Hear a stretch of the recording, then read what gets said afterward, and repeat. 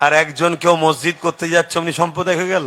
যার জন্য লড়াই করলে, যার জন্য কেস খেলে, যার জন্য মার্ডার করলে, যার জন্য জাহান্নামের দরজায় পৌঁছেও গেছো, সেই তোমাকে একটা বাহানাতে বলছে ব্রো কেন কেউ কোনো ধর্মস্থান তৈরি করছে, শুনছেন?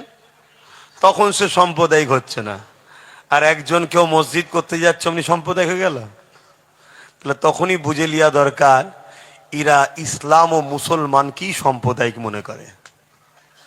সে ভুল করছে কি ঠিক করছে আমি পক্ষে বিপক্ষে যাচ্ছি না, কথা বুঝে আসছে। সে সময় হলে আলোচনা হবে।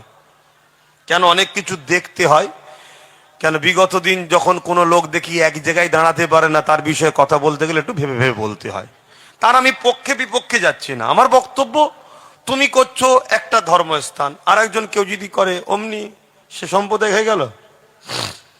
এটা দেখে শিক্ষা নিতে হয়। আমার কম, এটা দেখে শিক্ষা নিতে হয়। আজ কাউকে কোনো বাহানায় লাথি মারা হচ্ছে, কালকে তোমাকেও কোনো বাহানায় লাথি মারা হবে। যার জন্য চুরি করলে, যার জন্য লড়াই করলে, যার জন্য কেস খেলে, যার জন্য মার্ডার করলে, যার জন্য জাহান্নামের দরজায় পৌঁছেও গেছো, শুধু ঢুকতে বাকি।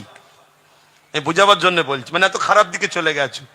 সেই তোমাকে একটা বাহানাতে বলছে ব্রো কেন, ও যদি বেরো বল তাহলে তো তোমারও কাজ যেটা নয় তুমিও সেটা করেছো, তোমারও তো বলা দরকার ব্রো, কিন্তু না আমি মালিক, আমি যা কিছু করবো।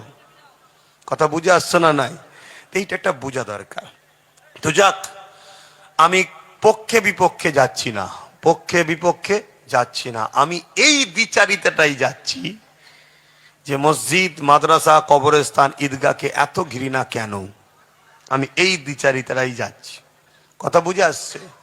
অথচ সংবিধান বিরোধী কাজ হচ্ছে দেশের জনগণের টাকায় ধর্মস্থান করা, আর কেউ কারো বাপের টাকাই করছে।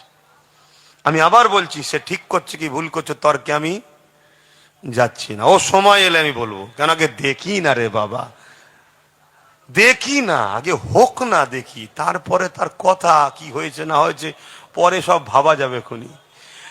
তো যা